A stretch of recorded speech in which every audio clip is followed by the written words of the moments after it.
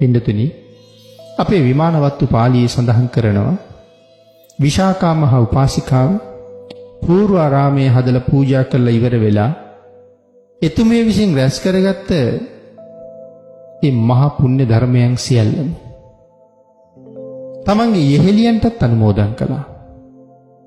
ඒ යෙහෙලියන්ගෙන් එක යෙහෙලියක් ඊට විශේෂයෙන් සිත පහදගෙන විශාකා මහ උපාසිකාව අනුමෝදන් කළ පින අනුමෝදන් වුණා.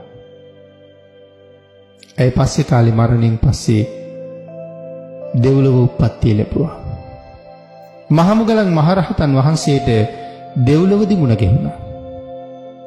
මහ පුදුම තේජානුභාවයක්, පුදුම රූප සුන්දරත්වයක්, අපූර්ව විමානයක්, දිව්‍යමය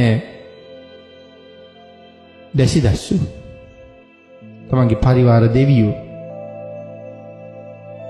මේ මහා තේජානුභාව සම්පන්න දිව්‍යාංගනාව දැකලා මහ තෙරුන් වහන්සේ අහනවා මනුලොවේ ඉදි කරපු පින්කම මොකද්ද කියලා. ඒ සඳහන් කරනවා ස්වාමීනි විශාකාව මගේ යෙහෙළිය පූර්වාරාමයේ හදලා පූජා කරලා යෙහෙළිවරුන්ට පින් අනුමෝදන් කළා. ඇගේ යෙහෙළියන්ට ඇය පූර්වාරාම පූජාවෙන් ලබාගත් කුසලය මම ඊටාම සතුටු සිතින් අනුමෝදන් වුණා. ආන් ඒ කුසල් අනුමෝදන් වීමේ පින නිසා, ඒ පින මම මනාව අනුමෝදන් වුණ නිසා එහි විපාකයක් හැටියට තමයි මට මේ වාගේ දේව විමානයක් ලැබුණේ. මේ තරම් රූප සුන්දරත්වයක් ලැබුණේ. මේ තරම් උසස් ආත්ම භාවයකට මං ආවේ ඒ පින අනුමෝදන් වෙච්ච නිසා කියලා. පින්නතුනි එතකොට බලන්නකෝ පින් අනුමෝදන් වීම කොච්චර වටිනවද කියලා.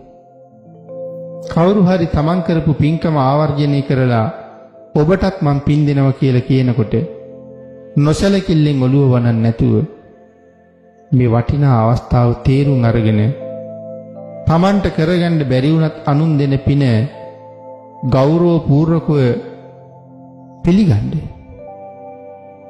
අනුමෝදන් වෙන්න. රන් රිදී මුතු මැණික් දෙනවට වඩා වටිනා සම්පතක් දෙනේ පුද්ගලයාට අපි ගරු කරන්න වටිනවා පින්නතුනි. ඒ නිසා මේ පින් දීම, පින් අනුමෝදන් වීම ඊට විශේෂ කාරණා දෙකක්.